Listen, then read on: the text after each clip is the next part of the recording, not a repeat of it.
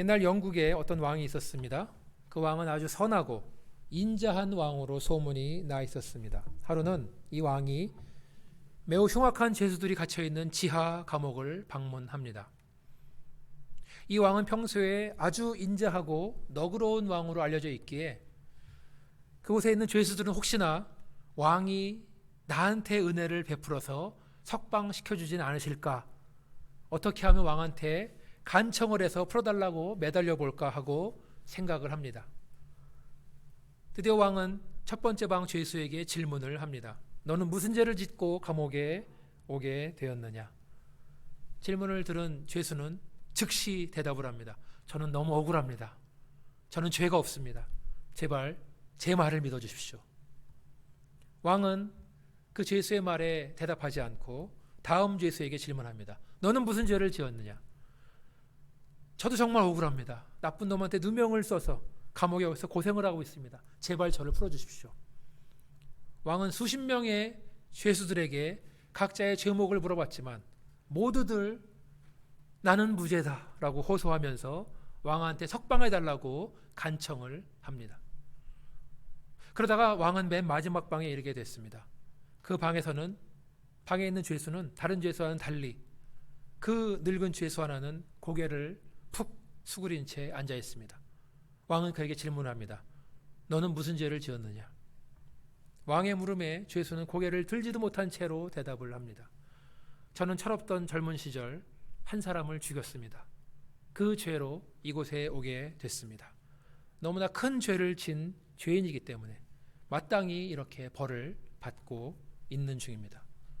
늙은 죄수의 대답을 들은 왕은 간수를 불러서 명령합니다. 이 더러운 살인자를 당장 이 지하 감옥에서 내보내라. 이곳에 있는 사람들은 모두 죄가 없는 착한 사람들이 아니냐. 죄 없는 사람들만 있는 이곳에 이런 나쁜 살인자가 있으면 큰일 아니냐. 이 사람들이 이 나쁜 살인자한테 더 나쁜 사람 배우면 어떻게 되겠느냐. 걱정이 된다 하고 내보냈다는 이야기입니다. 그 수많은 죄인들 가운데 자기의 죄를 인정한 죄수 한 사람만 왕이 내보냈습니다. 질문 하나 드리겠습니다. 여러분들 인생을 살아오시면서 나는 죄를 한 번도 진 적이 없다. 손 한번 들어보시기 바라겠습니다. 좀 질문을 좁혀서 나는 예수 믿은 다음에는 거짓말 한 번도 한 적이 없다. 손 한번 번쩍 들어보시기 바라겠습니다. 네, 졸다가 괜히 손 들면 안 됩니다. 오늘 예배 오신 분들은 솔직한 분들이십니다. 그 말씀은 모두들 은혜 받을 준비가 돼 있다고 믿습니다. 할렐루야. 아멘. 지난주 월요일 날 우리 이 목사님 부부께서는 한국으로 여행을 떠나셨습니다. 그래서 우리가 번갈아서 설교를 하다가 10월, 11월, 12월 한 달, 세 달 동안은 이제 제가 설교를 하게 됩니다. 그래서 어떤 설교를 할까 고민을 하다가 떠올랐습니다. 목사님이 우리에게 주신 도전. 적어도 성실한 기독교인이라면 로마서 8장이랑 히브리서 11장은 다 외워야 된다.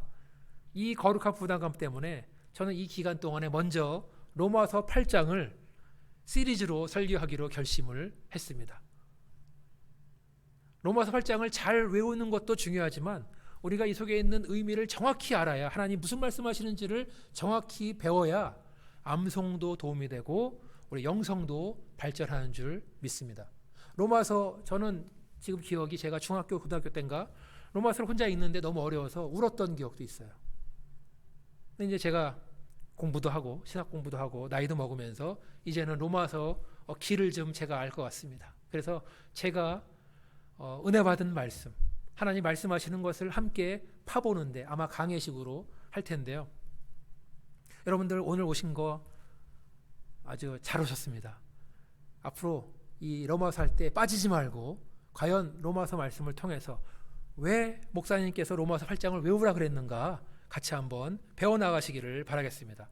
어떤 유명한 성경학자가 말했습니다. 로마서는 성경 66권 전체 중에서 마치 귀중한 반지와도 같은 책이다. 그리고 로마서 8장은 그 반지에 박혀있는 다이아몬드와 같다. 그러니까 로마서 8장은 성경에서 마치 다이아몬드와 같은, 그래서 로마서 8장을 열심히 우리가 배우고 열심히 암송하고 공부하면 보석을 얻는 것과 같은 놀라운 은혜가 있다는 말씀. 여러분 그렇게 믿으십니까? 아멘. 그래서 같이 한번 로마서 8장 이 말씀의 바다에, 은혜의 바다에 같이 한번 첨벙 들어가서 같이 한번 말씀의 바다에 빠져보도록 하겠습니다. 로마서 8장 말씀을 나누는데 왜 8장 1절부터 하지 않고 왜 7장부터 하나라고 여러분 궁금할 수 있습니다. 로마서 8장 1절 어떻게 시작하죠? 그러므로, 좀 앞에 힌트가 나와 있습니다. 그러므로라는 말은 그 앞에 있는 내용과 뒤에 있는 내용이 연결된다는 말이에요. 그러니까 이 그러므로를 제대로 알려면, 로마서 8장을 제대로 알려면 그 앞에를 봐야 된다. 그런데 원래 이 그러므로가 얼만큼을 그럼 봐야 되나? 원래는 성경 이 로마서 1장부터 7장까지를 다 봐야 되지만 너무나 길기 때문에 좀 협소하게 볼 때에는 오늘 본문 21절부터 25절까지 제한시킬 수 있습니다. 그래서 우리는 오늘 로마서 7장 21절부터 말씀을 나누고 있습니다. 제가 아까 성경을 이렇게 있으신 분들 펴놓으라고 했는데 꼭 펴놓고 하십시오. 제가 일부러 오늘은 참고 구절을 웬만하면 뺐습니다. 여기 있는 것만 가지고 하려고. 그냥 성경을 핀 채로 보시면서 있으신 분들 하시면 좋을 것 같습니다. 자, 오늘 우리가 성경을 한번 자세히 읽어봤는데 읽어보시면 법이라는 말이 여러 차례 등장하고 있습니다. 8장 2절을 보니까 첫 번째로 어떤 법이 나오죠? 8장 2절 한번 어떻게 나오죠? 첫 번째 무슨 법이 나오죠? 생명의 성령의 법이 나오고 그 다음에 무슨 법이 나오죠? 죄와 사망의 법이 나오죠. 그 다음에 오늘 본문 시작에 보면은 7장 21절 보면은 어떻게 나왔냐면은 그러므로 내가 한 법을 깨달았나니 또 법이 또 나와요.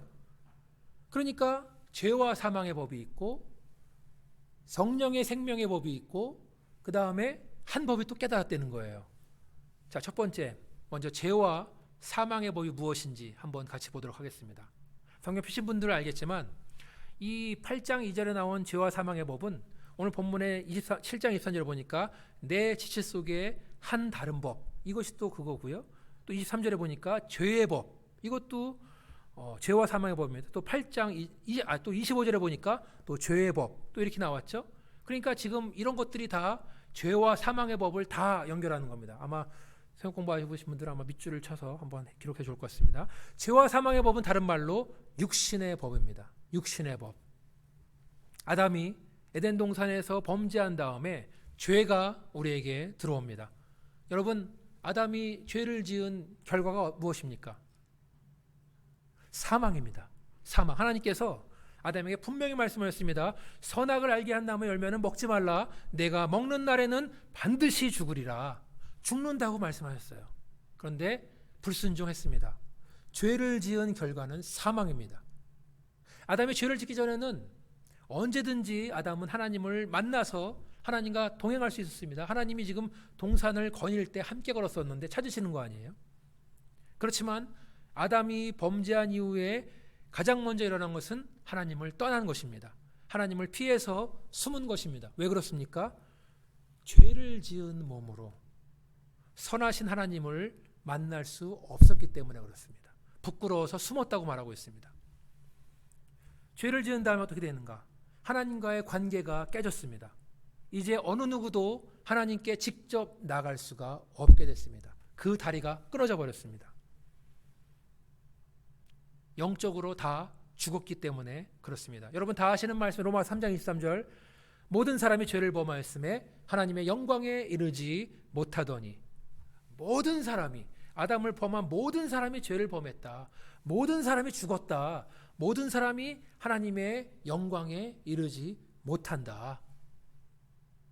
새로 태어난 갓난아기를 보면 이 말씀이 좀 억울할 수 있습니다. 얘가 무슨 죄가 있다고.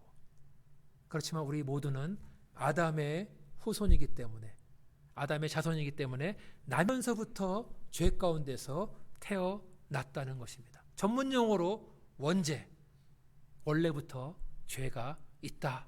그래서 기독교는 우리 중국 사상을 볼 때는 성선설인가 성악설인가 성악설입니다. 태어날 때부터 악하다, 죄인이다. 모든 사람은 영적으로 죽었다. 어떤 사람들 기도할 때 이렇게 기도합니다. 죽을 뻔한 우리를 살리시고. 이건 틀린 말입니다. 죽을 뻔한 것이 아니라 죽었다. 죽었던 우리를 구원하셨다.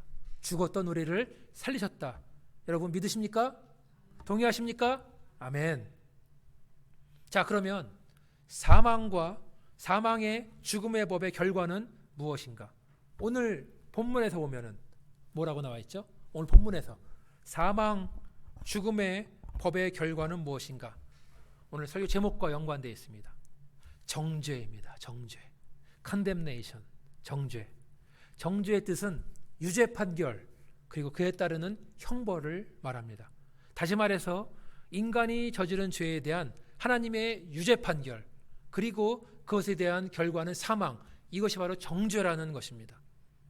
그래서 성경이 여러 가지 버전이 있는데 현대의 성경은 8장 1절 이렇게 말하고 있습니다. 그러므로 이제 그리스도 예수를 믿는 사람들에게는 유죄 판결이 없습니다. 정죄함이 없다는 말을 유죄 판결이 없다고 그렇게 말하고 있어요.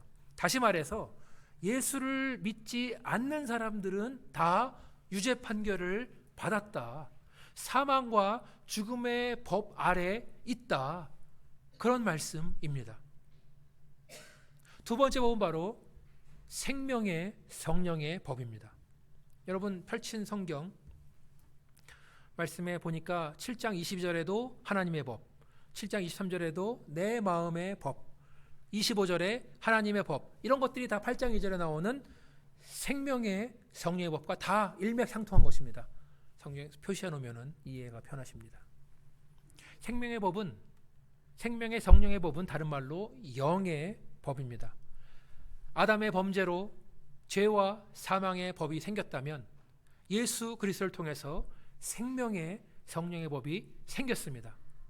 이것은 예수 십자가의 공로를 통해서 누구든지 예수를 믿기만 하면 그들에게 이 법이 있다라는 말씀입니다. 다시 말해서 생명의 성령의 법 아래에 있는 사람들에게는 결코 정죄함이 없습니다. 유죄 판결은 없다라는 것입니다. 왜 그렇습니까?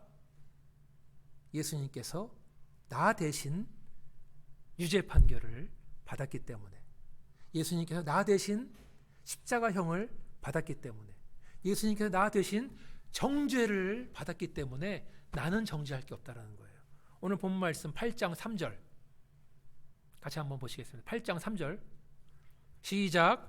율법이 육신으로 말미암아 연약하여 할 수 없는 그것을 하나님은 하시나니 곧 죄로 말미암아 자기 아들을 죄 있는 육신의 모양으로 보내어 육신의 죄를 정하사. 이 말씀 그대로 띄워주시기 바랍니다.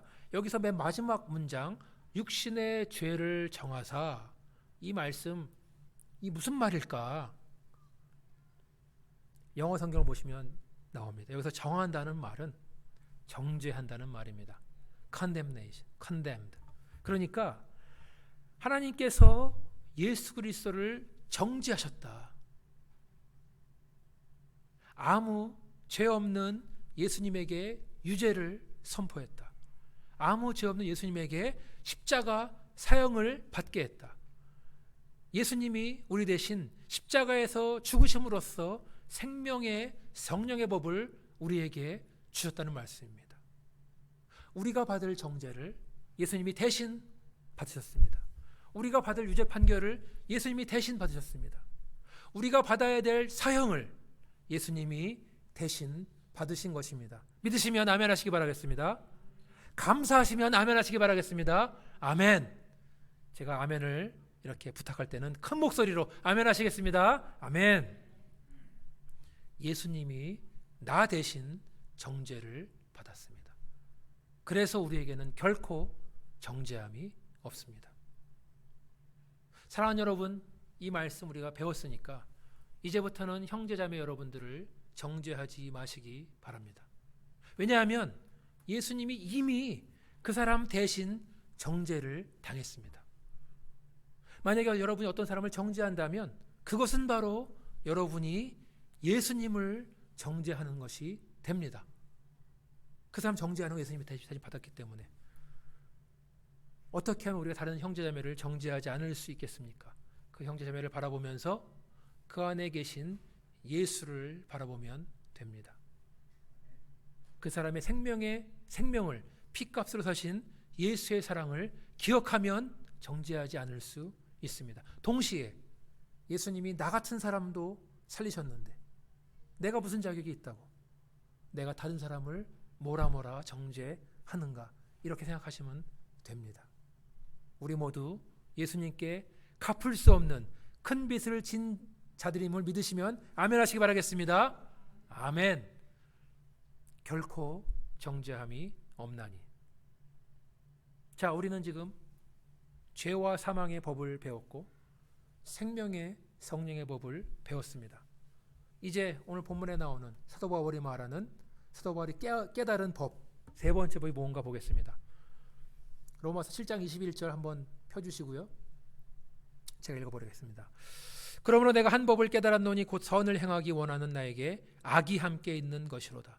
내 속사람으로 하나님의 법을 즐거워하되 내 지체 속에서 다른 한 법이 내 마음의 법과 싸워 내 지체 속에 있는 죄의 법으로 나를 사로잡는 것을 보는도다. 오호라, 나는 곤고한 사람이로다. 이 사망의 몸에서 누가 나를 건져내랴.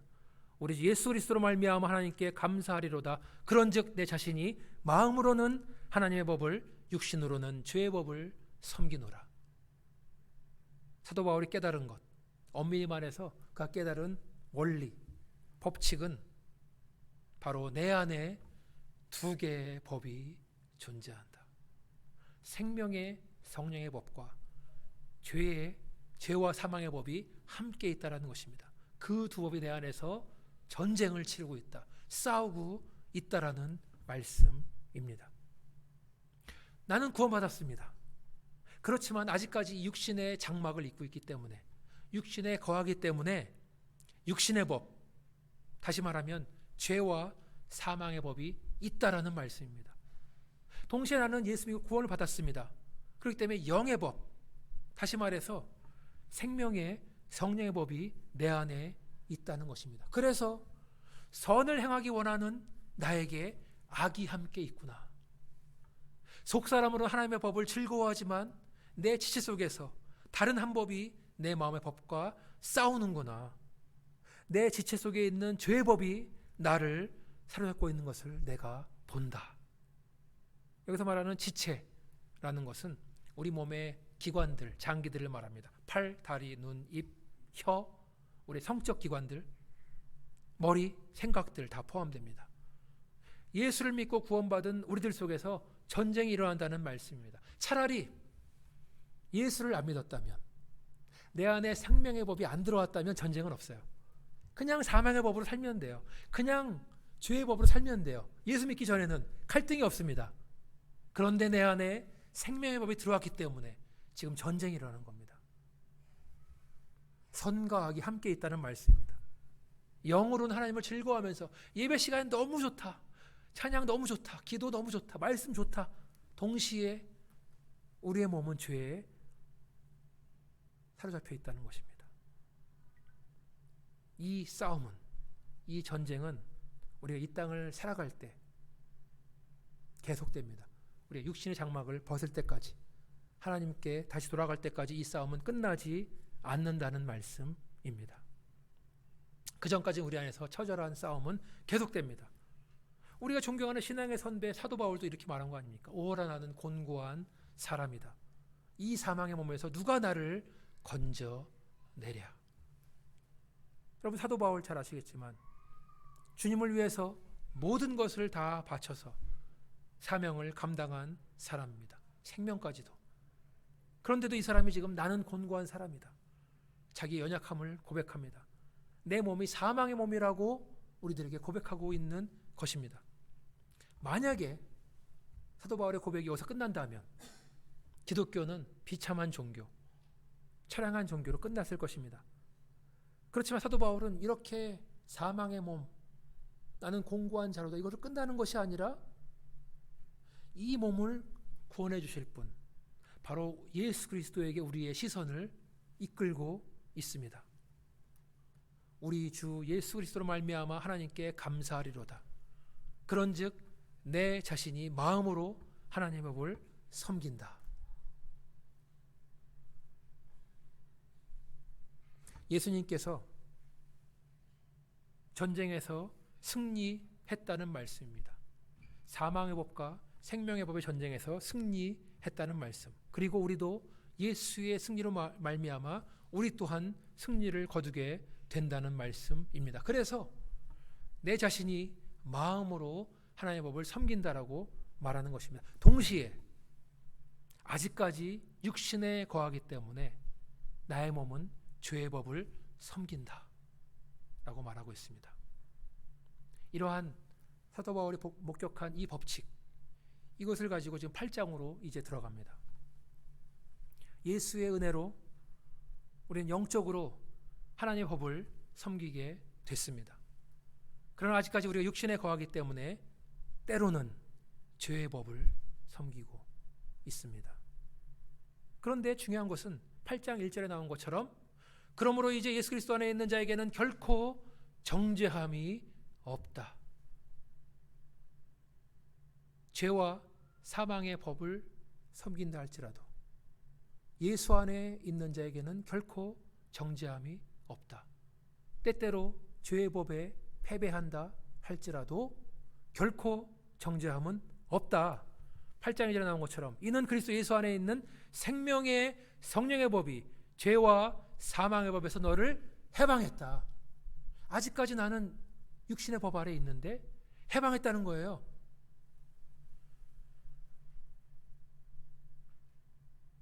우리가 육신에 살기 때문에 때로는 몸으로 죄를 짓기도 하지만 우리가 그리스도 안에 있는 이상 우리에게는 결코 정죄함이 없습니다. 예수의 생명의 성령의 법이 죄와 사망의 법에서 우리를 해방했다는 말씀입니다. 로마서 8장 1절과 2절에 중요한 단어 하나씩 그냥 말씀드릴게요. 1절에 나온 것 중에 이제, 그러므로 이제, now, 지금, 현재 한번 자기를 돌아보시기 바라겠습니다. 우리가 영적 전쟁을 이기는 것은 내 힘으로 이기는 것이 아닙니다. 예수의 능력으로 하는 것입니다. 8장 1절에 의하면 지금 그리스도 예수 안에 있는 자들, 예수 안에 있는 자들은 정죄받지 않는다라는 겁니다. 지금 여러분 지금 예수님 안에 있습니까? 아니면 예수님 밖에 있습니까? 예수님 앞으로 여러분 앞으로 정죄를 받을 예정입니까? 아니면 결코 정죄받지 않을 운명입니까? 여러분 유죄 선고를 받아서 심판을 받을 예정입니까? 아니면 비록 하나님께 부끄러운 인생이지만 죄송한 인생이지만 재판장이신 예수님 하나님께서 여러분에게 무죄 선포를 하셨습니까? 여러분에게 너는 이제 의롭다고 선포하셨습니까? 한번 스스로 점검해 보시기를 바라겠습니다. 이것은 우리의 구원의 문제입니다. 구원은 내 힘으로 이루는 것이 아닙니다. 그리스도께서 십자가 사랑으로 우리에게 주신 선물입니다. 우리가 그리스도 예수 안에 있다면 우리 안에 매일 생명과 생명의 법과 이 죄와 사망의 법 사이에 전쟁이 일어난다 할지라도 때때로 죄의 법에 진다 할지라도 우리가 그리스도 예수 안에 있는 이상 결코 정죄함은 없다라는 말씀입니다. 하나님께 죄송한 마음도 있지만 감사한 마음, 구원의 확신의 마음, 이것이 더 크다는 말씀입니다. 두 번째로 2절에 보니까 그리스도 예수 안에 있는 생명의 성령의 법이 우리를 해방했다라는 것입니다. 해방이란 말은 우리에게 자유를 주었다. 뭐로부터 자유? 죄로부터 자유, 죽음으로부터 자유. 예수 믿기 전 이전에는 우리가 죄의 노예였고 죽음의 노예였습니다. 그러나 예수의 생명의 성령의 법이 우리를 이런 모든 것으로부터 해방시켰다는 것입니다. 우리를 자유롭게 했다는 것입니다. 여기서 나오는 해방이란 단어는 무엇을 의미하느냐? 해방은 이미 결정됐다. 우리한테 해방 결정됐다라는 겁니다. 해방은 완벽하게 됐다. 동시에 이 해방은 점진적으로 이루어지고 있는 것이다. 해방됐지만 not yet.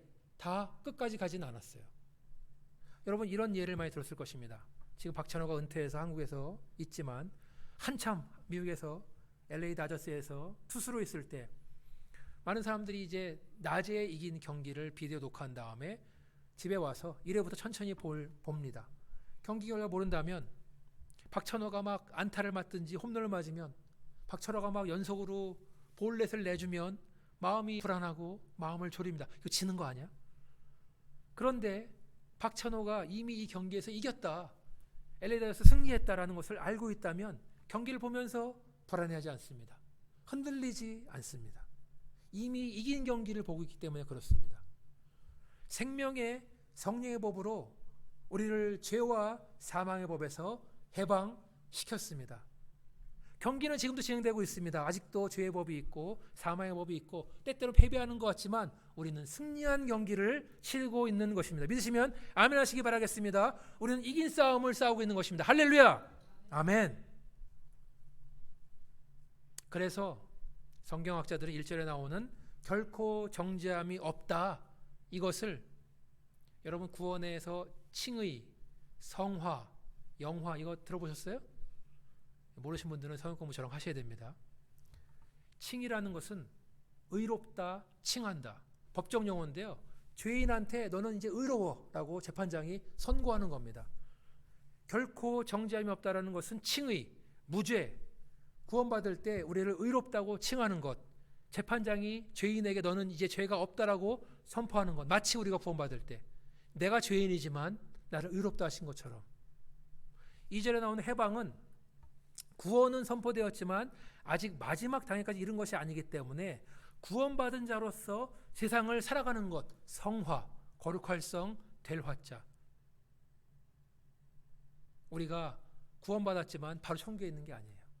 구원받았지만 육신의 옷을 입고 있습니다. 세상에 살아나가야 됩니다. 그래서 거룩한 삶을 살아나가려면 생명의 성령의 법이 반드시 필요합니다. 내 힘으로 내가 열심히 해서 성화 삶을 사는 것이 아니라 성령의 도우심으로 생명 안에서 매일의 삶에서 죄의 법과 죽음의 법과 싸워서 이겨나가는 과정이 바로 성화의 과정입니다. 이 자리에 있는 여러분들, 저 여러분들 모두 구원받으면서 의롭다 칭함을 받으면서 더 이상 정죄할 것이 없는 존재가 됐습니다. 그리고 생명의 법, 성령의 법으로 인도하심 아래 우리가 거룩한 삶을 살아나가면서 죄와 죽어로부터 해방된 인생, 자유한 삶을 살고 있다고 믿으시면 아멘 하시기 바라겠습니다. 그렇게 사셔야 됩니다. 말씀을 정리하겠습니다. 사도 바울은 오늘 본문을 통해서 세 가지 법을 말해주고 있습니다. 첫 번째 법은 죄와 사망의 법입니다. 우리가 예수를 알기 전에, 구원받기 전에는 이 법, 죄의 법, 사망의 법 아래 살고 있었습니다.